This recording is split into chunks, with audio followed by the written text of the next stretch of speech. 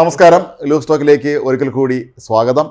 അങ്ങനെ നമ്മുടെ ഗവർണർക്ക് സുരക്ഷയൊക്കെ കൂട്ടി ഇനി അദ്ദേഹം ഡൽഹിയിലാണെന്ന് തോന്നുന്നു. തിരിച്ചു വരുമ്പോഴത്തേക്കും ബാംഗ്ലൂരിൽ നിന്നുള്ള CRP വിഭാഗമാണ്. അവരാ ഈ G20 ഉച്ചകോടിയുടെയൊക്കെ ചുമതല വെച്ചിരുന്നത് ഈ വിഭാഗക്കാരാണ്. കാരണം ഈ CRPക്ക് പല വിഭാഗങ്ങളുണ്ട്. അതിൽ ഒന്നാണ് ഈ BIP സെക്യൂരിറ്റിക്കുള്ള ആളുകൾ. അപ്പോൾ ഇവർ G20 നടന്നു പോക്കാൻ അതിൻ്റെ മൊത്തം ചുമതല വെച്ച് എന്തിന് VVIPകളുടെ വിദേശ രാജ്യങ്ങളിൽ നിന്ന് രാഷ്ട്രതലവന്മാരുടെ വാഹനം ഓടിച്ചിരുന്നത് പോലെ ഇവരാണ്. അപ്പോൾ അത്രയും വിദഗ്ധന്മാരാണ് അവർ. വലിയ ടീമാണ് എന്തായാലും വരുന്നത്. എന്തായാലും നമുക്ക് ഈ ദിവസങ്ങളിൽ ഇനിയിപ്പം വലിയ തോതിൽ പ്രശ്നം ഉണ്ടാവാൻ സാധ്യത നമ്മൾ കാണുന്നില്ല. കാരണം അവനെൻ്റെ തടി രക്ഷിക്കാനുള്ള പ്രധാന കാര്യമായതുകൊണ്ട് അങ്ങനെ ആരും എടുത്ത് ചാടാനൊന്നുള്ള സാധ്യതയില്ല. ഒപ്പം നമ്മൾ കഴിഞ്ഞ ദിവസമൊക്കെ നമ്മൾ മെനിഞ്ഞാന്ന് നമ്മൾ ഒരുപക്ഷെ ഈ കഴിഞ്ഞ ദിവസങ്ങളിൽ നമ്മൾ പരാമർശിച്ച് മാത്രം പോയ കാര്യമായിരുന്നു ഈ ഇന്ത്യ മുന്നണിയുടെ ഇപ്പോഴത്തെ ഒരു അവസ്ഥ. ഏതാണ്ട് അതിൻ്റെ കാര്യത്തിലൊരു അന്തിമ തീരുമാനമായെന്ന് തോന്നുന്നു. നെടുന്തൂണാണ് എന്തിനാന്ന് പറഞ്ഞ് ഇദ്ദേഹം ആയിരിക്കും കൺവീനർ എന്നാണ്. ആദ്യം ഓൻ ചേർന്ന ഒരു പാറ്റ്നയിലാണ്, അദ്ദേഹത്തിൻ്റെ നാട്ടിലാണ്. എല്ലാവരെയും വിളിച്ച് അദ്ദേഹം സൽക്കരിച്ച് എല്ലാം ഭയങ്കര സംഭവമാക്കി നിതീഷ് കുമാർ തന്നെ പോയി. കാരണം നിതീഷ് കുമാറിനെ സത്യം മനസ്സിലായി, ഇവരെ കൂടെ നിന്നിട്ട് ഇനി യാതൊരു കാര്യവുമില്ല. എന്തിനോ വേണ്ടി രാഹുൽ ഗാന്ധി നടന്നുകൊണ്ടിരിക്കുന്നു, ഈ യാത്ര ചെയ്യുന്നുണ്ട്. അദ്ദേഹം എവിടെയൊക്കെ പോകും, വടക്കേ നോർത്ത് ഈസ്റ്റിലൊക്കെ അദ്ദേഹം സഞ്ചരിക്കുന്നു. ഇവിടെ നടക്കുന്ന ഒരു കാര്യം അദ്ദേഹം അറിയുന്നില്ലേ എന്ന് സംശയിക്കേണ്ടിയിരിക്കുന്നു. ഇപ്പം കഴിഞ്ഞ ദിവസങ്ങളിലാണ് മമതാ ബാനർജി ഒറ്റയ്ക്ക് മത്സരിക്കുമെന്ന് പറഞ്ഞ് ബംഗാളിൽ, ആം ആദ്മി പാർട്ടിക്കാർ പഞ്ചാബിൽ ഹരിയാനയിലൊക്കെ അവരൊറ്റയ്ക്ക് മത്സരിക്കുമെന്ന് പറഞ്ഞു. പിന്നെ UP-യിലെ കാര്യം നേരത്തെ തന്നെ അഖിലേഷ് അടഞ്ഞിരിക്കുകയാണ്. ഇനി എന്ത് ചെയ്യാൻ? ഇവർ കൃത്യമായ ഒരു ഏകോപനം ഇല്ലാത്തതിന്റെ ഏറ്റവും വലിയ ഉദാഹരണമാണ് ഇപ്പോൾ ഇതിങ്ങനെ. കാരണം ഇവിടെ ഒരു നിലപാട് കൃത്യമായിട്ട് കോൺഗ്രസിന്റെ ശബ്ദവും വരുന്നില്ല. ആം ആദ്മി പാർട്ടി ആണെങ്കിൽ അങ്ങനെ ഒരു രീതിയിൽ നിൽക്കുന്നു. അങ്ങനെ കൃത്യമായ ഒരു ഏകോപനമൊക്കെ നല്ല രീതിയിൽ പാടും. ഇത് ഏറ്റവും കൂടുതൽ മൈലേജ് ആകാൻ പോകുന്നത് BJPക്ക് തന്നെയാണെന്ന് സംശയം. ഓടി തളർന്നിരിക്കുകയാണ് മൊത്തത്തിൽ. ഇതിന്റെ ഏകോപന സമിതി കൺവീനർ ആയിരിക്കേണ്ട ആളാണ് ഇപ്പോൾ ഈ ഇറങ്ങിപ്പോയത്. മാത്രമല്ല, ഒന്ന് ആലോചിച്ച് നോക്ക്. സപ്പോസ് ഇവർക്ക് അധികാരം കിട്ടിയെന്ന് തന്നെ ഇരിക്കട്ടെ, ഇന്ത്യ മുന്നണിക്ക് ഇതുവരെല്ലാവരും അവിടെ തന്നെ ഉണ്ടായിരുന്നു. എത്ര ദിവസം പിന്നെ ആ സർക്കാർ മുന്നോട്ട് പോകുന്ന ഉപയോഗിക്കുക എന്നുള്ളതല്ലേ ഉള്ളൂ. ഇതാണ് അവസ്ഥയെങ്കിൽ അപ്പം അങ്ങനെ വീണ്ടും ആ ഒരു രീതിയിൽ പറയുമ്പോൾ സ്വാഭാവികമായിട്ടും ഇനി നമുക്ക് ഒരു കാര്യം കൂടെ ഉറപ്പിക്കാൻ എന്തായാലും ഇപ്പം BJP ഒരുവിധം അവർക്ക് വീണ്ടും ഒരു മൈലേജ്, നേരത്തെ പറഞ്ഞ പോലെ തന്നെ ചുളുവിന് വീണ്ടും ഒരു ഇത് കൂടെ കിട്ടിയിരിക്കുന്നത്, ഒരു മൈലേജ് കൂടെ കിട്ടിയിരിക്കുന്നത്. നിതീഷ് കുമാർ എന്ന് പറയുമ്പോൾ ബീഹാറിൽ തീർച്ചയായിട്ടും ഒരു 10-30 കൂടുതൽ സീറ്റ് എന്തായാലും കിട്ടും പാർലമെൻറ്റ്. അപ്പം പിന്നെ അവർക്കത് പേടിക്കേണ്ട, അത് സേഫായി. ഓരോടത്തും അവരെ നില അവർ ഭദ്രമായിക്കൊണ്ടിരിക്കുന്നുണ്ട്. അതേസമയം കോൺഗ്രസ് ആകട്ടെ, ഈ രാഹുൽ ഗാന്ധി ഇങ്ങനെ ഈ യാത്ര ചെയ്യുന്നു, ബാക്കി ഒന്നും സംഭവിക്കുന്നില്ല. എന്തൊക്കെയോ സംഭവിക്കുന്നു, ഞങ്ങളിപ്പോൾ ശരിയായി തരാമെന്നൊക്കെ പറയുന്നുണ്ട്, പക്ഷേ ഒന്നും സംഭവിക്കുന്നില്ല. നമ്മൾ 2019 വെച്ച് കമ്പയർ ചെയ്യുമ്പോൾ, ആ ഒരു ഇലക്ഷനായിട്ട് കമ്പയർ ചെയ്യുമ്പോൾ ഇത്തവണ ഈ ശരാശരിയിലും താഴെയാണ് ഈ കോൺഗ്രസ് പ്രവർത്തകരുടെ ഒരു പ്രകടനമല്ല. കാരണം അന്ന് തന്നെ നമുക്കറിയാം ഈ അവരുടെ പ്രചാരണ പരിപാടികളൊക്കെ, ഈ പ്രചാരണമൊക്കെ തുടങ്ങും മുന്നേ തന്നെ അവർ കേന്ദ്രത്തിനെതിരെ കുറെ കൂടെ നല്ല രീതിയിൽ അവർ വിമർശനങ്ങൾ കൊണ്ടുവന്നു. അല്ലെങ്കിൽ തന്നെ അവരാണ് ശക്തിയുക്തമായ തെളിവുകൾ കൊണ്ടുവന്ന് അവര് അപ്പൊ നമുക്കൊരു തോന്നൽ എത്തിയിട്ടുണ്ടായിരുന്നു. ഒരു പക്ഷേ എന്ത് ചെയ്യും, നമ്മള് ഫലപ്രഖ്യാപനത്തിൽ രണ്ടുപേരും നമ്മൾ ഒരുപോലെയാണ് കേട്ടിരുന്നത്, എന്തും നടക്കാവുന്ന രീതി. പക്ഷെ ഇപ്പോ സ്വാഭാവികമായിട്ടും മെജോറിറ്റിയും നമുക്ക് BJPക്കാണ്. ഇവിടെ ഒരു ഈസി വാക്കോവറാണ്. ഒരു 80-20% ആണ് എനിക്ക് തോന്നിയിട്ടുള്ളത്. ബാക്കിയുള്ളവർക്ക് ഇങ്ങനെ നല്ല, പക്ഷെ അങ്ങനെ ഒരു തോന്നലാണ് എനിക്ക് തോന്നിയിട്ടുള്ളത്. മാത്രം ഇതൊരു പാഠം കൂടെയാണ് ജനങ്ങൾക്കും കൂടെ. കാരണം ഇവരെ ജയിപ്പിച്ചു വിട്ടാൽ ഇതാണ് അവസ്ഥയെന്ന് മനസ്സിലായില്ലേ ഈ ഇന്ത്യ മുന്നണിക്കാരെ. അധികാരം കിട്ടുന്നതിന് മേലെ തമ്മിലടിച്ച് ഓരോരുത്തർ എല്ലാവർക്കും പ്രധാനമന്ത്രി ആവണം. അതാണ് വളരെ സിമ്പിളായിട്ടുള്ളൊരു കാര്യം. എല്ലാവർക്കും പ്രധാനമന്ത്രി ആവണം. മമതയാണെങ്കിലും നിതീഷ് കുമാർ, എല്ലാവരുടെയും സ്വകാര്യ മോഹമാണത്. അവരെ കുറ്റം പറയാൻ ഏത് രാഷ്ട്രീയക്കാരുടെ സ്വപ്നമാണ്. പക്ഷേ അതിന് ഇങ്ങനെ ഒരു അവിയൽ മുന്നണി ഉണ്ടാക്കിയിട്ട് എന്ത് ചെയ്യാൻ? വളരെ വിചിത്രമായ ഇടതുപക്ഷ പാർട്ടികൾ അതിലുണ്ട്. ഇന്നലെ ഈ ബംഗാളിൽ രാഹുൽ ഗാന്ധിയുടെ യാത്ര പര്യടനം നടത്തിയപ്പം അവിടുത്തെ CPM നേതാക്കളും കൂടെ പര്യടനത്തിൽ പങ്കെടുത്തിരുന്നതാണ് കേരളത്തിലെ കാര്യം. അപ്പോൾ അതുകൊണ്ട് ഇതൊക്കെ ആകെ ഒരു നാടകം പോലെയാണ് തോന്നുന്നത്. ഇതൊക്കെ കാണുമ്പോഴേ, ഈ CPM കോൺഗ്രസ് ബന്ധമൊക്കെ കാണുമ്പോഴേ എന്തൊക്കെയോ പിന്നെ മൊത്തത്തിൽ ഒരു ഒരു ചുറ്റിക്കളി നമ്മൾ കാണുന്നുണ്ട്. ഇപ്പോൾ നമുക്ക് പക്ഷേ ലൂസ് ടോക്ക് ചർച്ച ചെയ്യേണ്ടത് ഇതിൻ്റെ വേറൊരു പതിപ്പാണ്. ഇപ്പോൾ കേരളത്തിലെ നമ്മളിപ്പോൾ എക്സാലോജിക്കിനെ കുറിച്ച് നമ്മൾ ഒരുപാട് ചർച്ച ചെയ്ത് കഴിഞ്ഞു. നമ്മൾ എക്സാലോജിക്കിൻ്റെ ഇനി ഒരുപാട് അതിൻ്റെ വിശദാംശങ്ങളിലേക്ക് കടന്നു പോകേണ്ടതില്ല എങ്കിൽ പോലും കഴിഞ്ഞ ദിവസം ഇതുമായി ബന്ധപ്പെട്ട് കോടതിയിലുണ്ടായ ഒരു നടപടിയാണ് സത്യം നമ്മളിപ്പോൾ ചർച്ച ചെയ്യേണ്ടത്. ഇതിൽ ഈ എക്സാലോജി കേസിൽ ഈ എക്സാലോജിക്കും CMRലും തമ്മിലുള്ള ആ ബന്ധത്തെക്കുറിച്ചൊക്കെ തന്നെ KSIDC-യോട് വിശദീകരണം തേടിയിരുന്നപ്പോൾ അവരെ വിശദീകരണം തൃപ്തികരമായിരുന്നില്ല, വ്യക്തമായ വിശദീകരണം കൊടുത്തില്ല. അങ്ങനെ ആകെ കുഴഞ്ഞു നിൽക്കുമ്പോൾ ഇപ്പോൾ KSIDC-ക്ക് വേണ്ടി വാദിക്കാൻ സുപ്രീം കോടതിയിൽ വളരെ പ്രഗത്ഭനായ അഭിഭാഷകനെ അഡ്വക്കേറ്റ് CS വൈദ്യനാഥൻ അദ്ദേഹത്തിന് നമ്മൾ പറയുന്നുണ്ട് മിനിറ്റിന് ലക്ഷങ്ങളെന്ന് പറയുന്നുള്ളൂ. പക്ഷെ അങ്ങനത്തെ ഒരാളാണ് വരുന്നത്. അദ്ദേഹം ഓൺലൈനായിട്ടൊന്ന് അപ്പിയർ ചെയ്തപ്പോ തന്നെ 25 ലക്ഷം രൂപ ഒറ്റയടിക്ക് പോയത്. തീർന്നില്ല, ഇനി ബാക്കി ഓഫീസ് ജോലി അല്ലാതെ ഇത് ടാക്സ് മറ്റൊന്ന് കൂട്ടി വരുമ്പോഴത്തേക്ക് ഏകദേശം 10-27 ലക്ഷം രൂപ, അങ്ങനെ 5 ലക്ഷം രൂപയെങ്കിലും 30 ലക്ഷം രൂപ. ഇത് എങ്ങോട്ടാണ്? കാരണം ഇവര് ചെയ്ത കുറ്റങ്ങൾക്ക് നമ്മുടെ കയ്യിൽ നിന്ന്, നമ്മുടെ പോക്കറ്റിൽ നിന്ന് പൈസ കൊടുക്കേണ്ട ഒരു അവസ്ഥ ആലോചിച്ചു. എന്ത് നെറികെട്ട സമ്പ്രദായമാണ് ഇവിടെ ഉള്ളത്. ഇവിടെ ഇത് വളരെ വിചിത്ര തോന്നുന്നില്ല കാര്യം. വിചിത്രമല്ല ഏട്ടാ, ഇതൊക്കെ നല്ല നല്ല മുഴുത്ത് തെറി കൊടുക്കേണ്ട അവസ്ഥയാണ് ഇതൊക്കെ. അങ്ങനത്തെ കാര്യങ്ങളാണ് ഇവിടെ നടക്കുന്നത്. നമ്മൾ ഒരുവിധം അടങ്ങി നമ്മൾ പറഞ്ഞ് ഓരോ ദിവസവും ഓരോ അപ്ഡേഷൻ വരുന്നുണ്ട്, എക്സാലോജിക്കുമായിട്ട് ബന്ധപ്പെട്ട അപ്ഡേഷൻ വരുന്നുണ്ട്. ഇതൊന്നും വരുന്നില്ല, രാഷ്ട്രീയ കളികളാണെന്ന് എല്ലാവർക്കും അറിയാം. പക്ഷേ ഈ ജനങ്ങളുടെ കയ്യിൽ നിന്ന് ഇത്രയും വലിയ പൈസയും മുടക്കി അല്ല, അതിലുള്ള പ്രധാനപ്പെട്ട പോയിന്റ് KSIDC എന്ന് പറയുന്നത് കേരള സർക്കാരിൻ്റെ സ്ഥാപനമാണ്. കേരള സർക്കാരിൻ്റെ അധിപൻ എന്ന് പറയുന്നത് മുഖ്യമന്ത്രിയാണ്. മുഖ്യമന്ത്രി അദ്ദേഹത്തിൻ്റെ ഈ കീഴിലുള്ള, കാരണം മുഖ്യമന്ത്രി എല്ലാ വകുപ്പിലും മുഖ്യമന്ത്രിക്ക് ഇടപെടാമല്ലോ, അദ്ദേഹത്തിന് കീഴിലുള്ള വകുപ്പ് തന്നെയാണ് വ്യവസായ വകുപ്പ്. അവർ ഇത്രയും കാശ് മുടക്കി ഒരാളിനെ സുപ്രീം കോടതിയിലെ പ്രഗത്ഭനായ അഭിഭാഷകനെ കൊണ്ടുവരികയാണ്. അപ്പോൾ നമുക്ക് ന്യായമായ ചോദ്യം, അത് പലവട്ടം നമ്മൾ ചോദിച്ചിട്ടുള്ളതാണ്. ഈ കോടതിയിൽ, സുപ്രീം കോടതിയിൽ, ഹൈക്കോടതി, ജില്ലാ കോടതിയിൽ എല്ലായിടത്തും ഗവൺമെൻറ് പ്ലീഡർമാർ വെച്ചിട്ടുണ്ട്. വലിയ കനത്ത ശമ്പളമാണ് അവർക്ക് നൽകുന്നത്. പക്ഷേ ഈ പ്രധാനപ്പെട്ട കേസ് വരുമ്പോഴൊന്നും ഇവരാരും വിളിക്കുന്നില്ല, എല്ലാം പുറത്തുനിന്ന് ആളിനെ കൊണ്ടുവരികയാണ്. അപ്പോൾ സ്വന്തം അഭിഭാഷകരിൽ പോലും, അല്ലെങ്കിൽ സ്വന്തം ആയി നിയമിച്ച ആളുകൾ പോലും ഇവർക്ക് വിശ്വാസമില്ല എന്നുള്ള സൂചനയല്ലേ ഇത്? അതെ, ഇപ്പോൾ ആൾക്കാർക്ക് കുറച്ച് ബോധം, കാരണം ഈ നിയമത്തിനെ കുറച്ചുകൂടെ പരിജ്ഞാനമൊക്കെ ഉണ്ട്. കാരണം എനിക്ക് തോന്നുന്നു ഈ നേരെന്ന സിനിമയൊക്കെ ഇറങ്ങി നടത്തുന്ന എല്ലാവർക്കും ഏകദേശം ഒരു ധാരണ, കോടതികളുടെ എല്ലാവർക്കും മനസ്സിലാക്കാണ്. അതിനകത്ത് തന്നെ സർക്കാർ കൊണ്ടുവരുന്ന സർക്കാർ പീഡർമാർ എങ്ങനെയായിരിക്കും, പുറത്തുനിന്ന് വലിയ രീതിയിൽ പൈസ മുടക്കി കൊണ്ടുവരുന്ന അഭിഭാഷകർ എങ്ങനെയാണെന്ന് കൃത്യമായി അതിനകത്ത് കാണിക്കുന്നുണ്ട്. മലയാളികൾക്ക് എല്ലാം ഇപ്പോൾ റിലേറ്റ് ചെയ്യാൻ പറ്റുമായിരിക്കും, ഒരുവിധം എല്ലാവരും ആ സിനിമ കണ്ടിട്ടുള്ളതായിരിക്കും. അതുമായിട്ട് കണക്ട് ചെയ്യുമ്പോൾ നമുക്ക് മനസ്സിലാവുന്നുണ്ട് കോടതിയിലൊക്കെ എന്തായിരിക്കും നടക്കാൻ പോകുന്നത്, നമുക്കിപ്പം കൃത്യമായിട്ട് മനസ്സിലാകുന്നുണ്ട്. ഇവർ സ്വാഭാവികമായിട്ട് ഇപ്പം മുഖ്യമന്ത്രി ഇങ്ങനെ രീതിയിൽ പൈസ കൊടുക്കുന്ന സ്വാഭാവികമായിട്ട് അതിന്റെ പിൻവശത്ത് എന്താണെന്ന് നമ്മൾ ചിന്തിക്കണം. ഈ ഒരു KSIDC വിളിക്കപ്പെടുമ്പോൾ സ്വാഭാവികമായിട്ടാണ് മുഖ്യമന്ത്രി അദ്ദേഹത്തിന്റെ കുടുംബവും കൂടെ അതിനകത്ത് ഇത് എന്താ പറയാനാണ് വെളുക്കപ്പെടുകയാണ് ചെയ്യുന്നത്. കേരളത്തിൽ വ്യവസായം വികസിപ്പിക്കാൻ ഉണ്ടാക്കിയാണ് KSIDC, Kerala state industrial development കോർപ്പറേഷനാണ്. വികസിപ്പിക്കാൻ വേണ്ടി ഉണ്ടാക്കിയതാണ്. ഇവർ നേരത്തെയും ചില കേസുകൾ വരുമ്പോഴേ ഇവരൊക്കെ തന്നെ ഇത്തരത്തിലുള്ള വൻകിട വക്കീലന്മാരെ തന്നെയാണ് ഒരു വെളിയിൽ നിന്ന് കൊണ്ടുവരുന്നത്, വലിയ തുക കൊടുത്ത്. ഇപ്പം നേരത്തെ എന്നെ പറഞ്ഞില്ലേ, ശരത്ത് പറഞ്ഞു ഇദ്ദേഹത്തിന് ഓൺലൈൻ ഹാജരായ 20 ലക്ഷം രൂപ എടുത്തു. അപ്പോൾ ഇനി നേരിട്ട് ഉടലോടെ ഹാജരാകുമ്പോഴോ? അതെ, മാത്രമല്ല ഇനിയുള്ള കേസുകളൊക്കെ വാദിക്കുന്നത് അദ്ദേഹം നേരിട്ട് തന്നെ അപ്പീർ ചെയ്യുമെന്നാണ് പറയുന്നത്. മാത്രമല്ല ഇപ്പോൾ ഡൽഹിയിൽ നിന്ന് അദ്ദേഹം തിരുവനന്തപുരം, കൊച്ചിയിലേക്ക് അദ്ദേഹത്തിന് വിമാനയാത്ര, വലിയ ഹോട്ടലിലെ താമസം, മറ്റ് ചിലവുകൾ, അതിൻ്റെ കൂടെ അനുയായികൾ എല്ലാം കൂടെ ആകുമ്പോഴേ എത്ര കോടി രൂപയാണ് നമ്മുടെ ഖജനാവിൽ നിന്ന് പോകുന്നതെന്ന് ആലോചിച്ച് നോക്ക്. നമ്മളെന്ത് പിഴച്ചു ഇതിനാണ്? നമ്മൾ ഈ പാവപ്പെട്ട ജനം, നമ്മൾ ഈ സോപ്പ് വാങ്ങിച്ചാലും ജീപ്പ് വാങ്ങിച്ചാലും എല്ലാം നികുതി കൊടുക്കുന്ന ഈ നമ്മളിതിന് എന്ത് പിഴച്ചു? അല്ല, അതാണ് ഇവിടെ അറിയേണ്ടത്. എക്സലോജിക്കിൻ്റെ അഴിമതിയൊക്കെ അത് അന്വേഷണം നടക്കട്ടെ. ഇവിടെ നമ്മൾ ചർച്ച ചെയ്യേണ്ട വിഷയം എന്തിനാണ് പൊതുഖജനാവിലെ പണം എടുത്ത് ഇത്തരത്തിലുള്ള കേസുകൾക്ക് വക്കീൽ ഫീസ് കൊടുക്കുന്നത് എന്നുള്ളതാണ്. അതെ, ഈ എന്തേലും ഉണ്ടെങ്കിൽ അവർക്ക് പീഡർമാരുണ്ടല്ലോ, അത്ര വിശ്വാസം ഇല്ലേ അവർക്ക്, പിന്നെ അല്ലെങ്കിൽ കളഞ്ഞിട്ട് പോകാൻ പറഞ്ഞു രാജിവെച്ചിട്ട് അത്രയ്ക്കും കഴിവില്ലാന്ന് തോന്നുന്നെങ്കിൽ. എത്ര കേസുകളില്ല ഇതിപ്പോൾ, എത്ര കേസുകളില്ല. നമുക്ക് അഡ്വക്കേറ്റ് ജനറലുണ്ട്, ഡയറക്ടർ ജനറൽ ഓഫ് പ്രോസിക്യൂഷനുണ്ട്, ഇത്രയും വക്കീലന്മാരുണ്ട്, സുപ്രീം കോടതിയിലും ഹൈക്കോടതിയിലെല്ലാം വലിയ മാസശമ്പളത്തിനാണ് ഇവരെ നിയോഗിച്ചിട്ടുള്ളത് ഈ പീഡർമാർ. അവർക്ക് ആർക്കും ഇതൊന്നും അറിഞ്ഞുകൂടെയെന്നാണ് നമുക്ക് സംശയിക്കേണ്ടത്. അവർക്ക് ബാധിക്കാമല്ലോ, അവർ അത്ര മോശക്കാരായിരിക്കില്ലല്ലോ ഈ അവിടുത്തെ വക്കീലന്മാർ. ഒന്നും കാണാതെ നിയമിക്കില്ല. മാത്രമല്ല ഇതിൽ വേറെ വലിയൊരു തമാശ ഇവിടെ ഉണ്ട്. അപ്പോൾ അഡ്വക്കേറ്റ് CS ഫൈസൽ തീർച്ചയായും അദ്ദേഹം വളരെ പ്രഗത്ഭനായ അഭിഭാഷകനാണ്, സുപ്രീം കോടതിയിലെ വളരെ പ്രമുഖനായ അഭിഭാഷകനാണ്. അദ്ദേഹം തന്നെയാണ് അയോധ്യ കേസിൽ രാംലല്ലയ്ക്ക് വേണ്ടി ഹാജരായ ആളാണ്. അപ്പോൾ ഇവിടെ കഴിഞ്ഞ ദിവസങ്ങളിൽ നമ്മൾ കണ്ടതാണ് അയോധ്യ അങ്ങനെ ഇത് ഇവിടുത്തെ രാജ്യത്തിൻ്റെ മതേതരത്തിന് താർത്തേ എന്നൊക്കെ പറഞ്ഞ് ബഹളം വയ്ക്കുന്ന ഈ ഇവിടുത്തെ ഇടതുപക്ഷക്കാരി തന്നെയാണ്. അവർക്ക് കേസ് വന്നപ്പോൾ അവർക്ക് വേണ്ടി വാദിച്ച അതേ വക്കീലിനെ തന്നെ അവർ കൊണ്ടുവരുന്നു. അതെ അതെ, പക്ഷേ ഇവിടെ നമ്മൾ വേറൊരു കാര്യം, എന്തൊക്കെ പറഞ്ഞാലും ശരി തന്നെ ഇവിടെ KSIDC ചിലപ്പോൾ അവരെ തമ്മിൽ നേരിട്ട് ബാധിക്കില്ലായിരിക്കും. പക്ഷെ മുഖ്യമന്ത്രിയുടെ മകൾ അവിടെ സ്വാഭാവികമായിട്ടും ചോദ്യം ഉയരുന്നത് അതാണ്. അത് എത്രയൊക്കെ വെള്ളപൂശാൻ നോക്കിയാലും അത് ചിലപ്പോൾ നടക്കില്ല. കാരണം സത്യം ഒരു നാൾ പുറത്തു വരുമെന്ന് വിശ്വസിക്കുന്ന ഒരാളാണ് ഞാൻ. അതുകൊണ്ട് തന്നെ അവർ കള്ളം ചെയ്തിട്ടുണ്ടെങ്കിൽ, അവരെന്തെങ്കിലും ചെയ്തിട്ടുണ്ടെങ്കിൽ അത് ഒരു നാൾ പുറത്തു വരികയെന്ന് തന്നെ ചെയ്യും. ഇതിനകത്ത് രാഷ്ട്രീയ കളികൾ ചിലപ്പോൾ നടക്കുമായിരിക്കും. പക്ഷെ അവർ ഇതുവരെ അനുഭവിച്ച, കാരണം ഇപ്പോൾ അനുഭവിച്ചുകൊണ്ടിരിക്കുന്ന ആ ഒരു മനപ്രയാസമൊന്നും വെറുതെ ആവില്ല. കാരണം ജനങ്ങളുടെ പൈസയാണ് ഓരോ തരത്തിലും ഇവരെ പിഴിഞ്ഞുകൊണ്ടിരിക്കുന്നത്. അത് ഒരു കാര്യത്തും ഇത് ഈ കർമ്മ എന്ന് പറഞ്ഞൊരു കാര്യമൊക്കെ ഉണ്ടല്ലോ, ഒരു കാലത്തും അങ്ങനെയൊന്നും ഒരു കർമ്മഫലമുണ്ട്. നമ്മൾ ചെയ്ത പ്രവർത്തിക്ക് നമുക്ക് ഫലം കിട്ടും. അത് നല്ലതാണെങ്കിലും മോശമാണെങ്കിലും കർമ്മഫലമുണ്ട്. നമ്മൾ ദൈവം ഉണ്ടോ ഇല്ല എന്നൊക്കെ ഉണ്ടാ ചോദ്യം. പക്ഷേ കർമ്മഫലമുണ്ട്. അത് നമ്മുടെ നാട്ടിൽ തെളിയിക്കപ്പെട്ടുള്ളതാണ്.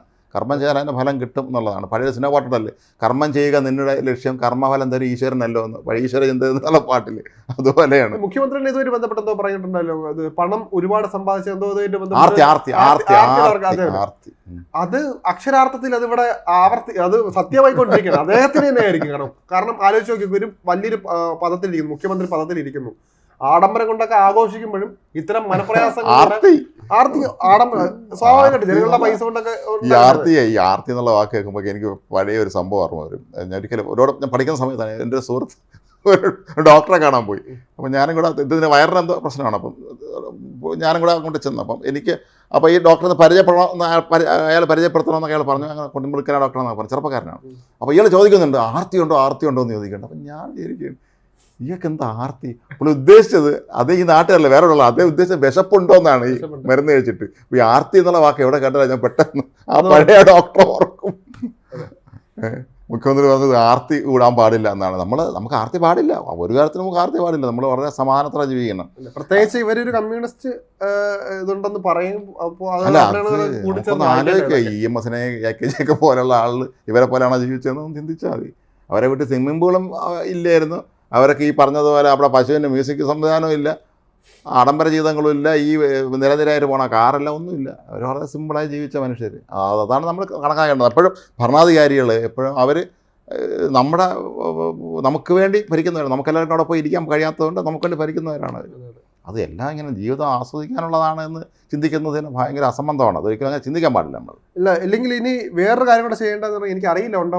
നമ്മുടെ ഈ ബജറ്റ് പ്രഖ്യാപിക്കുമ്പോൾ ഇത്തരം കാര്യങ്ങളോട് ഒരു പൈസ മാറ്റി വയ്ക്കാൻ ആദ്യമേ തന്നെ തീരുമാനിക്കണം. എത്ര കോടി രൂപയാണ്? കാരണം 3 വർഷത്തേക്ക് ഈ കേസുകൾ നടത്തിപ്പിക്കാൻ വേണ്ടി മാത്രം 3 കോടിയിലേറെ രൂപ ചിലവാണ് ഉണ്ടായിട്ടുള്ളത്. അതായത് 3 വർഷം കൊണ്ട് 8 കോടി രൂപ ചിലവാണ് ഉണ്ടായത്. 8 കോടി രൂപ 8 കോടി ഈ പുറന്നുള്ള വക്കീലന്മാർക്ക് പൈസ കൊണ്ട് വക്കീലന്മാരുടെ ഫീസ് മാത്രമായിട്ട് നോക്കാം. കേസ് നടത്തിപ്പിനായിട്ട് വേണം ആലോചിക്കുക. 8 കോടി രൂപ സംഭവം നമുക്ക് സ്വാഭാവികമായിട്ടും ഇവിടെ ഒരു ബജറ്റ് പ്രഖ്യാപിക്കുമ്പോൾ അതും കൂടെ കൂട്ടണം. അതാണ് ഞാൻ പറഞ്ഞത്. കൂട്ടി അങ്ങ് വെക്കണം. ഒരു 10 കോടി ഒന്ന് വെക്കണം, 10 അല്ലെങ്കിൽ ഒരു 50 കോടി വെക്കട്ടെ. കാരണം അതനുസരിച്ച് നിങ്ങളുടെ ബജറ്റ് പ്രഖ്യാപിക്കുമ്പോൾ അതും കൂടെ നോക്കണം. അല്ലാണ്ട് ഈ അധിക ചെലവല്ല. ഇതിന്റെ കണക്ക് എവിടെ കാണിക്കുന്നത് സർക്കാർ? ഇത് നമ്മൾ അറിയില്ല. ഇങ്ങനത്തെ കേസുകൾ വരുമ്പോഴാണ് നമ്മൾ അറിയുന്നത് തന്നെ.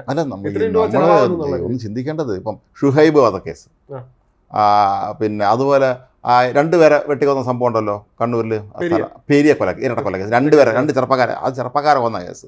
നിയമസഭയിൽ അന്നത്തെ ഈ കയ്യാങ്കളി കേസ് നീണ്ട പട്ടികയാണത്. ലക്ഷങ്ങളോട് വരുന്നത്. ഓരോരുത്തർ 1 കോടി ആണെങ്കിൽ അടുത്തതിന് 60 ലക്ഷം, 16 ലക്ഷം, ഓരോ കണക്കുകളും വരുമ്പോൾ അങ്ങനെയാണ് വരുന്നത്. അതെ, അത് ആലോചിച്ച് നോക്കി നോക്കൂ. ഇത് സ്വാഭാവികമായിട്ട് ഇതിനകത്ത് വരുന്ന ആൾക്കാർക്ക് അറിയില്ല. കാരണം സർക്കാരിനെ സംബന്ധിച്ച് വേറെ ഒന്നുമില്ല, എഴുതി കൊടുക്കുക. കാരണം അവരെ പൈസ അല്ല ഇത്, അവരെ ഒപ്പിച്ചതല്ല ഇത്, ജനങ്ങളുടെ പൈസ. അവർക്കല്ലേ ഇതിന്റെ വേദന അറിയുള്ളൂ. വരുന്നു, ഒരു ഇടനിലക്കാരൻ്റെ ഒപ്പിട്ട് കൊടുത്തത് പോകുന്നു പൈസ. അല്ല, ഈ എക്സാലോജിക്കിന്റെ കാര്യം തന്നെ അത് ശരിക്കും പറഞ്ഞാൽ അതിന്റെ പുറകെ നടന്ന് കഷ്ടപ്പെട്ടതിന്റെ എല്ലാ വിവരങ്ങളും പുറത്ത് കൊണ്ടുവന്നാൾ മാത്യു കൊള്ളുനാടനാണ്. എന്നിട്ട് മാത്യു കൊള്ളുനാടനെ ഇവർ നിരന്തരം ആക്രമിക്കുകയാണ്. അത് അങ്ങനെ വസ്തു കയറി അങ്ങനെ ഇങ്ങനെ. എന്നിട്ട് സ്വന്തം പാർട്ടിയിൽ നിന്ന് ഒരു ആരും പരസ്യമായി ഈ മാത്യു കൊള്ളുനാടനെ അവർ അനുകൂലിച്ചുകൊണ്ട് ഒരു പ്രസ്ഥാനം നടത്തുന്നത് നമ്മളധികം കാണുന്നില്ല. അവരൊന്നും പറഞ്ഞു പോകുന്നതല്ലാതെ പാർട്ടി കൂടെ നിൽക്കണം, ഇങ്ങനെ ഒരു ഇറങ്ങുന്ന ആൾ നിൽക്കണം. അപ്പോൾ ഇതൊരു വലിയ വിഷയമാണ് കോൺഗ്രസിനെയൊക്കെ സംബന്ധിച്ച്. ആരും തയ്യാറാവില്ല. കാരണം പാർട്ടി പോലും കൂടെ ഇല്ലെങ്കിൽ പിന്നെ ഞാൻ എന്ത് ചെയ്യാൻ? ഒറ്റയ്ക്ക് അവർക്ക് നടത്താൻ പറ്റില്ലല്ലോ. ഇവിടെ ആശയങ്ങൾ വെച്ചാണ് ഇവിടെ നടത്തുന്നത്. കാരണം ഇപ്പൊ പറയുന്നത് മുഖ്യമന്ത്രിയുടെ അടുത്ത് ഇപ്പൊ ചിലപ്പം അങ്ങനെ രീതിയിൽ മുഖ്യമന്ത്രി വ്യക്തിപരമായിട്ട് പറയും. പക്ഷെ നമ്മളിവിടെ ആശയങ്ങൾ വെച്ചാണ് കൊണ്ടുവരും. ഇപ്പം മാത്യു കൊള്ളുനാടൻ ഇപ്പം വാലിഡ് ആയിട്ടൊരു പോയിന്റ് കൊണ്ടുവരുമ്പം അതിനെ വെച്ചാണ് കോൺഗ്രസ് പ്രതിരോധിക്കേണ്ടത്, അല്ലെ അവരെ സംരക്ഷിക്കേണ്ടത്. അത് വെച്ചാണ് പോരാടേണ്ടത്. ഇപ്പം ഈ സർക്കാരിനെതിരെ പോരേണ്ടതും അങ്ങനെയാണ്. അല്ലാണ്ട് മുഖ്യമന്ത്രി വ്യക്തിപരമായിട്ട് വിരട്ടിയിട്ടോ അല്ലെങ്കിൽ ഈ വിരട്ടലും വിലപേശോ അങ്ങനെ രീതിയിലൊക്കെ പറഞ്ഞിട്ട് കാര്യമില്ല. ഒരു അദ്ദേഹത്തിന് വേണ്ടി, അതായത് പാർട്ടിക്ക് വേണ്ടി, ഈ നാടിന് വേണ്ടി തന്നെ മാത്യു കൊള്ളുനാടൻ ഒരു ശബ്ദമാകുമ്പോൾ അതിനെ പിന്തുണയ്ക്കേണ്ടത് പ്രതിപക്ഷ നേതാവ് അടക്കമുള്ള ഇവരാണ്. ഇവിടെ അതൊന്നും ഇല്ലാതെ വരുമ്പോഴത്തേക്കാണ് ഇവരെ എങ്ങനെ നമ്മളിത് ജയിപ്പിച്ചു വിട്ടാൽ നമുക്ക് എന്താ ഒരു അവസ്ഥ നമ്മൾ തോന്നി പോകുന്നത്. സ്വാഭാവികം. അതുകൊണ്ടാണ് സ്വാഭാവികമായിട്ടും മൂന്നാമതൊരു ഓപ്ഷനിലേക്ക് ജനങ്ങൾ എത്തുന്നത്. അതുകൊണ്ടായിരിക്കാം BJP കുറിച്ചുള്ള ഓപ്ഷൻ കയറി വരുന്നത്. ഇവിടെ പണ്ട് നമ്മൾ അറിയായിരിക്കും ലെഫ്റ്റ് റൈറ്റ് ലെഫ്റ്റ്, സ്വാഭാവികമായിട്ട് അതാണ് നടന്നുകൊണ്ടിരിക്കുന്നത്. അത് ജനത്തിന് മടത്തു. ഭൂരിപക്ഷം ആൾക്കാർക്കും അടുത്തൊരെണ്ണത്തിന് വേണ്ടി കാത്തിരിക്കുകയാണ്. അവിടെ BJP അങ്ങനെ ആരുമില്ല. അവർക്ക് വേണ്ടി ഇപ്പം ഇനിയൊരു അവസരം കൊടുക്കാൻ ആരുണ്ടോ അവർക്ക് കൊടുത്തിരിക്കും. കാരണം ഇവരെ തന്നെ മടുത്തു കഴിഞ്ഞു, ഇങ്ങനെ പൊക്കോണ്ടിരിക്കുകയാണ്. ഇവർ തമ്മിൽ പരസ്പര ധാരണകളും ഉണ്ടാവാറുണ്ട്. അവർക്ക് വേണ്ടത് ഇപ്പം പൊതുജനത്തിന് വേണ്ടത് പുതുതായി വരുന്ന ആൾക്കാർക്ക്. അവർ എന്തായാലും യുവതലമുറയിൽ 20 പാർട്ടികളും പുതുതലമുറയുണ്ട്, അവരിലാണ് പ്രതീക്ഷ. അതുകൊണ്ടാണ് സ്വാഭാവികമായിട്ട് ഇത് മടുത്തു തുടങ്ങി ആൾക്കാർക്ക് ഇങ്ങനെ തന്നെ വന്നേ. അല്ല, ഇത് ആരോ പറഞ്ഞിട്ടുണ്ട്, ഞാൻ നമ്മൾ പലപ്പോഴും പറയാറുള്ളതാണ്, ഒരു പുഴയ്ക്ക് 2 കരയേ ഉള്ളൂ എന്നുള്ളത്. ഇത് നമുക്ക് 2 ഓപ്ഷനേ ഉള്ളൂ. മൂന്നാമതൊരു ഓപ്ഷൻ വേണം. അതിന് BJP കേരളത്തിലെ നേതൃത്വം അവർ കൂടെ അതിന് ശ്രമിച്ചാൽ മാത്രമേ അവർക്കും അങ്ങനെ അവരുടേതായ സ്ഥാനം ഉണ്ടാക്കാൻ പറ്റും. പക്ഷേ മറ്റു സംസ്ഥാനങ്ങളിൽ തന്നെ അവർക്ക് കയറി വരാൻ പറ്റിയിട്ടുണ്ട്. കേരളത്തിൽ മാത്രമാണ് സാധിക്കാത്തത്. അതിൽ ഒരു പക്ഷേ സംസ്ഥാനത്തെ നേതാക്കന്മാരുടെ പ്രശ്നം ഒരു വശത്തുണ്ട്. മറ്റു വശത്ത് ഈ കേരളത്തിൽ മറ്റു 2 പേരും അവരെ എസ്റ്റാബ്ലിഷ് ചെയ്യപ്പെട്ടിരിക്കുകയാണ്. സത്യത്തിൽ നമുക്കൊരു വേറെ ഓപ്ഷനിൽ ആളായിരിക്കാം. എന്തായാലും മറ്റവർ ജയിക്കില്ല. അതുകൊണ്ട് ഇവർക്ക് രണ്ടുപേരും ഒരാളങ്ങ് വോട്ട് ചെയ്യാമെന്ന് വിചാരിക്കും. ഇതിലൊരു ഉത്തമ ഉദാഹരണമാണ് നമ്മൾ ലെഫ്റ്റ് തന്നെ പറയുമ്പോൾ തന്നെ ഇപ്പോൾ ഈ ഒരു 5 വർഷം ഇടതാണെങ്കിൽ അടുത്തൊരു 5 വർഷം വരുന്നത്. എനിക്കൊന്ന് കഴിഞ്ഞ പ്രാവശ്യം മാത്രമാണ് വ്യത്യാസം മാറ്റം വന്നത്. സ്വാഭാവികമായിട്ടും മടുക്കുന്നതുകൊണ്ടാണല്ലോ അടുത്ത ഓപ്ഷനിലിട്ട് അവർ തിരഞ്ഞെടുക്കുന്നത്. അപ്പം കഴിഞ്ഞ പ്രാവശ്യം എനിക്ക് തോന്നുന്നു ഈ കിറ്റ് വെച്ചിട്ട് ആൾക്കാരെ കുറെ പേരൊക്കെ അവർ ചൂഷണം ചെയ്തിട്ട് ഉണ്ടായിരുന്നു. അതുകൊണ്ട് തന്നെ ഇനി ഒരു ഓപ്ഷൻ ഇത് മാറി വരുന്നതിന് സ്വാഭാവികമായിട്ട് നമുക്ക് ചിന്തിക്കേണ്ടിയിരിക്കുന്നു. ഇവർ രണ്ടുപേരും കേരളത്തിന് അനുയോജ്യമല്ല എന്ന് തോന്നുന്നതിന് ഉത്തമ ഉദാഹരണമാണ് ഇവർ ഈ മാറി വരുന്നത് കൊണ്ട്. അല്ല, ഈ പൊതുഖജനാവിലെ പണം എടുത്ത് ഇത്തരം കേസുകൾ നടത്തുകയെന്ന് നമുക്ക് ആലോചിക്കാൻ പോലും പറ്റില്ല. അപ്പോൾ ഈ ഷുഹൈബ് വധക്കേസാണെങ്കിലും ഇതൊക്കെ തന്നെ സർക്കാരിൻ്റെ പണം എന്തിനാണ് ഇതിന് ചിലവാക്കുന്നത്? കേസിലെ പ്രതികളുണ്ടെങ്കിൽ അവർ പിന്നെ പൈസ കൊടുക്കട്ടെ, അതല്ലാതെ നമ്മളെ കയ്യിൽ നിന്നിട്ടില്ല പൈസ കൊടുക്കേണ്ടത്. ഒരുപാട് കേസ്, ഇതൊന്നുമല്ല, ഒരുപാട് കേസുകളുണ്ട്. ഇതിനൊക്കെ തന്നെ വൻ തുകകളാണ് വക്കീലന്മാർക്ക് വക്കീൽ ഫീസായിട്ട് നൽകിക്കൊണ്ടിരിക്കുന്നത്. പക്ഷേ ഇവിടെ ഇപ്പോൾ എക്സലോജിക്കിനെ സംബന്ധിച്ച് അതിലൊരുപാട് കാര്യങ്ങളുണ്ട്. എനിക്ക് തോന്നുന്നത് ഒരുപക്ഷെ ഈ മുഖ്യമന്ത്രി അന്നും പ്രധാനമന്ത്രി സ്വീകരിക്കാൻ പോയതും പിന്നെ അവർ അദ്ദേഹത്തിൻ്റെ ബോഡി ലാംഗ്വേജിൽ വന്ന മാറ്റങ്ങളും വലിയ പ്രശ്നങ്ങളൊന്നുമില്ല. കേന്ദ്രത്തിൻ്റെ കാര്യങ്ങൾ ഗവർണർ തന്നെ അന്ന് ആ നയപ്രഖ്യാപന പ്രസംഗം 1 മിനിറ്റ് കൊണ്ട് അവസാനിപ്പിച്ചപ്പോഴും അവർ പ്രതിഷേധിച്ചില്ല. മുഖ്യമന്ത്രി പറഞ്ഞത് കുഴപ്പമില്ല, അത് ഓരോരെങ്കിലും വായിച്ചില്ല, അതാണ് അതിൻ്റെ ഫോർമാലിറ്റി, കുഴപ്പമില്ല എന്ന് പറഞ്ഞു. അഭിഭാഷകൻ വരുമ്പോൾ പോലും അങ്ങനെ ഒരു സംശയം നമുക്ക് തോന്നിയിരിക്കും. അതെ. അല്ല, ഇത് നമ്മൾ വളരെ നമ്മൾ ഇന്ത്യയിലെ ഏറ്റവും വിദ്യാഭ്യാസമുള്ള അല്ലെങ്കിൽ രാഷ്ട്രീയ പ്രബുദ്ധതയുള്ള സംസ്ഥാനം എന്ന് പറയപ്പെടുന്ന കേരളത്തിലാണ് ഇതെല്ലാം നടക്കുന്നത്. നമ്മളെപ്പോഴും ഓർക്കണം. മറ്റു സംസ്ഥാനങ്ങളിലൊക്കെ ഇങ്ങനെ ഉണ്ടോ എന്ന് തന്നെ സംശയമാണ്. ഒരുപക്ഷെ ഇത്തരം കേസുകളൊക്കെ സർക്കാർ പൈസ മുടക്കി പുറത്തുനിന്ന് വക്കീലിനെ കൊണ്ടുവന്ന് വാദിക്കുക എന്നുള്ളത് കേട്ടുകളില്ലാത്ത കാര്യമാണെന്നാണ് എനിക്ക് തോന്നിയിട്ടുള്ളത്. പണ്ടത് ഇങ്ങനെ നടന്നിട്ടുള്ളതായിട്ടും നമ്മൾ കേട്ടിട്ടില്ല. അതെ. ഇപ്പോൾ ഈ സ്വാഭാവികമായിട്ട് ഇനി ഇലക്ഷൻ വരാൻ പോവുകയാണ് സ്വാഭാവികമായിട്ട്. അപ്പോൾ അതിന് മുന്നേ തന്നെ ഇവർക്ക് വ്യക്തമായൊരു പ്ലാൻ ഉണ്ട്. എങ്ങനെയെങ്കിലും ഇതൊരു അഡ്ജസ്റ്റ്മെന്റ് രാഷ്ട്രീയം ചിലപ്പോൾ നടന്നേക്കാം. ഇവര് പുറത്തൊക്കെ പറയപ്പെടുന്നത് അങ്ങനെയാണ്, പുറത്ത് പറയുന്നത് അങ്ങനെയാണ്, ഒരു അഡ്ജസ്റ്റ്മെന്റ് നടക്കുന്നുണ്ട്. പല കാര്യങ്ങളുണ്ട് നമ്മൾ പറയാം. നമ്മൾ അറിയാത്ത കാര്യം ഇവിടെ സ്ഥിരീകരിക്കേണ്ട ആവശ്യം. അപ്പോൾ പലർക്കും അതിനെക്കുറിച്ച് അറിയാവുന്നതുമായിരിക്കും. അത് എന്തൊക്കെയായിരിക്കും അഡ്ജസ്റ്റ്മെന്റുകളെന്ന്. അപ്പൊ അതിനെക്കുറിച്ച് നമ്മൾ പറയണ്ട. എന്നാലും ഈ ഒരു ഘട്ടത്തിൽ എനിക്കൊന്ന് ഇവർ തമ്മിലിപ്പോൾ നമ്മൾ കാണാത്ത ഈ ഒരു രാഷ്ട്രീയ മുഖത്ത് കാണാത്ത പലതും പിന്നണിയിൽ നടക്കുന്നുണ്ട്. ഉറപ്പാണല്ലോ, രാഷ്ട്രീയം എപ്പോഴും അങ്ങനെയാണ്. നമ്മൾ പൊതുവെ പറയാറുണ്ട് രാഷ്ട്രീയം കളിക്കുക എന്ന് നമ്മൾ പറയുമല്ലോ. രാഷ്ട്രീയ കളി എന്ന് പറയുന്നത് അതൊന്ന് വേറെയാണ്. നമ്മൾ സാധാരണ ജനങ്ങൾ ഒരിക്കലും പ്രതീക്ഷിക്കാത്ത രീതിയിലായിരിക്കും ഇവരുടെ ഇത്തരം കാര്യങ്ങൾ നീക്കുപോക്കുകളൊക്കെ. അത് നല്ല തഴക്കം പഴക്കമുള്ള രാഷ്ട്രീയ നേതാക്കളെ സംബന്ധിച്ച് മാത്രമേ അത് കൃത്യമായിട്ട് നടപ്പിലാക്കാൻ പറ്റുള്ളൂ. ഇപ്പം കഴിഞ്ഞ ദിവസം ആരോ പറയുമായിരുന്നു ശശി തരൂരിനെ കേരളത്തിൻ്റെ മുഖ്യമന്ത്രി ആക്കിയാൽ എങ്ങനെ ഇരിക്കുമെന്ന് ചോദിച്ചപ്പോൾ ശശി തരൂരിനെ കേരളത്തിൻ്റെ മുഖ്യമന്ത്രി ആക്കിയാൽ പക്ഷേ അദ്ദേഹത്തിന് സ്വസ്ഥത കൊടുക്കില്ല എന്നുള്ളത് ഉറപ്പാണ്. കാരണം അതിന് കളിയെന്ന് പറഞ്ഞുകൂടാ. അദ്ദേഹം നേരെ ആളാണ്, നല്ല വിവരമുള്ള മനുഷ്യൻ, ലോകം കണ്ട ആൾ, ഇവിടെ എന്തൊക്കെ വികസന പദ്ധതി കൊണ്ടുവരണമെന്നതിനെ കുറിച്ച് വളരെ വ്യക്തമായ ധാരണയുള്ള ആൾ. പക്ഷേ ഈ ഇത്തരത്തിൽ രാഷ്ട്രീയ കളി വിദഗ്ധന്മാർക്കിടയിൽ ശശി തരൂരിന് എന്ത് ചെയ്യാൻ പറ്റും? ഒന്നും ചെയ്യാൻ പറ്റില്ല. ശശി തരൂരിന് ഏറ്റവും വലിയ ക്വാളിറ്റി എന്ന് പറയുന്നത് BJP ആയാലും അല്ലെങ്കിൽ കോൺഗ്രസ് ആയാലും അല്ലെങ്കിൽ ഇടതുപക്ഷം ആയാലും അവർ ചെയ്യുന്ന നല്ല കാര്യങ്ങളെ കുറിച്ച് അദ്ദേഹം പുകഴ്ത്തും. ഇവിടെ പാടില്ലാത്ത അതാണ്. കാരണം ഇവിടുത്തെ രാഷ്ട്രീയകരണം എന്ത് നല്ല ചെയ്താലും ചീത്ത പറയാൻ മാത്രമേ അറിയുള്ളൂ. അദ്ദേഹം പല കാര്യങ്ങളിലും ഇങ്ങനെ മോദി ഒരിക്കൽ അദ്ദേഹം എന്തോ ഒരു കാര്യത്തിൽ, പ്രത്യേക ഒരു കാര്യത്തിൽ, എനിക്ക് ഓർമ്മയില്ല ഏതൊരു കാര്യത്തിന് അദ്ദേഹത്തിന്റെ ആ ഒരു കാര്യത്തെ കുറിച്ച് പുകഴ്ത്തി പറയാം. അന്ന് കോൺഗ്രസ് നേതൃത്വം ഒറ്റക്കെട്ടായിട്ട്